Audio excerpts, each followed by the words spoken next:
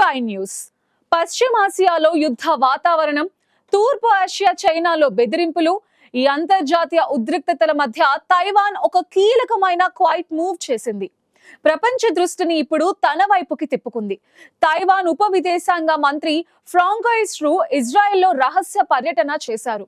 China నుండి పెరుగుతున్న ముప్పును ఎదుర్కోవడానికి ఇజ్రాయెల్ పటిష్టమైన రక్షణ వ్యవస్థల నుండి పాఠాలు నేర్చుకోవడమే ఈ పర్యటన ముఖ్య లక్ష్యం.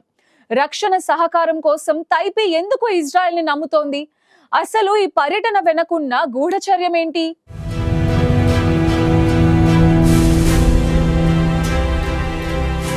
పశ్చిమాసియాలో ఉద్రిక్తతలు పెరుగుతున్న ఈ కీలక తరుణంలో తైవాన్ ఉప విదేశాంగ మంత్రి ఫ్రాంకోయిస్ రూ ఇజ్రాయెల్ కు అప్రకటిత పర్యటన చేశారు. ఈ కీలక పరిణామం రక్షణ భద్రతా రంగంలో తైపీ ఇజ్రాయెల్ తో గట్టి సహకారాన్ని కోరుకుంటున్నట్టు స్పష్టం చేస్తోంది. చైనా నుండి తన దేశానికి ఉన్న ముప్పుని తైవాన్ ఇజ్రాయెల్ కు ఇరాన్ వంటి పొరుగు దేశాల నుండి ఎదురవుతున్న సంఘర్షణలతో పోలుస్తోంది. ఈ సారూప్యతలు ఇద్దరిని కీలక భాగస్వాములుగా చేశాయి. ఇటీవల ఆయన బెర్లిన్ సెక్యూరిటీ కాన్ఫరెన్స్ లో పాల్గొన్న తర్వాత ఇజ్రాయెల్ వెళ్లటం గమనించాల్సిన విషయం. ఆసక్తికరమైన విషయం ఏమిటంటే ఇజ్రాయెల్ సహా చాలా దేశాలు అధికారికంగా బీజింగ్ ని మాత్రమే గుర్తించాయి, తైపీని కాదు. అందుకే తైవాన్ ఉన్నతాధికారులు పర్యటనలు ఇజ్రాయెల్ లో చాలా అరుదు. అయినప్పటికీ తైవాన్ ఇజ్రాయెల్ ను కీలక ప్రజాస్వామ్య భాగస్వామిగా చూస్తుంది. అక్టోబర్ 2023లో హమాస్ దాడుల తర్వాత ఈ రెండు దేశాల మధ్య సంబంధాలు మరింత మెరుగుపడ్డాయి. తైవాన్ అధ్యక్షుడు లైన్ టేప్ గతంలో ఇజ్రాయెల్ రక్షణ వ్యవస్థను